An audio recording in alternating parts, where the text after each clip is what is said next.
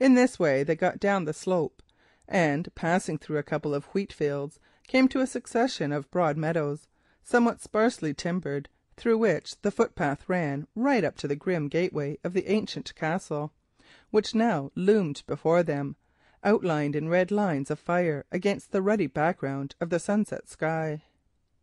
"Aye, it's a fine old place, Colonel, isn't it?" said the Squire, catching the exclamation of admiration that broke from his companion's lips as a sudden turn brought them into line with the Norman ruin. "History, that's what it is, history in stone and mortar. This is historic ground, every inch of it. Those old de la Molles, my ancestors, and the Boisers before them were great folk in their day, and they kept up their position well. I will take you to see their tombs in the church yonder on Sunday. I always hoped to be buried beside them, but I can't manage it now because of the Act. However, I mean to get as near to them as I can. I have a fancy for the companionship of those old barons, though I expect they were a roguish set in their lifetime. Look how squarely those towers stand out against the sky. They always remind me of the men who built them, sturdy, overbearing fellows, setting their shoulders against the sea of circumstances, and caring neither for men nor devil till the priests got hold of them at last. Well, God rest them, they helped to make England, whatever their faults. Queer place to choose for a castle, though, wasn't it, right out in an open plain?"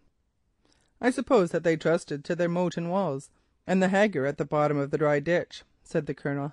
"You see, there is no eminence from which they could be commanded, and their archers could sweep all the plain from the battlements."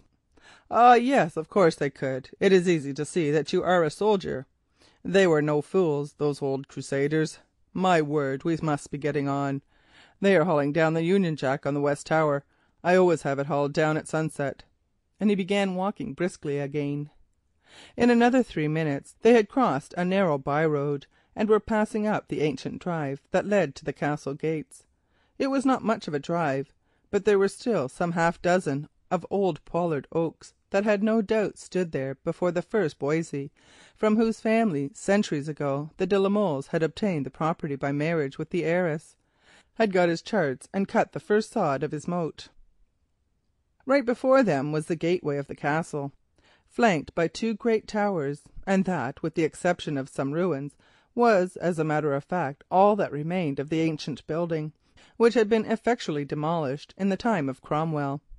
The space within, where the keep had once stood, was now laid out as a flower garden, while the house, which was of an unpretentious nature and built in the Jacobean style, occupied the south side of the square, and was placed with the back to the moat.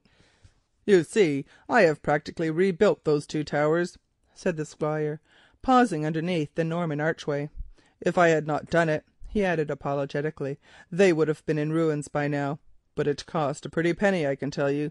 Nobody knows what stuff that old flint masonry is to deal with till he tries it.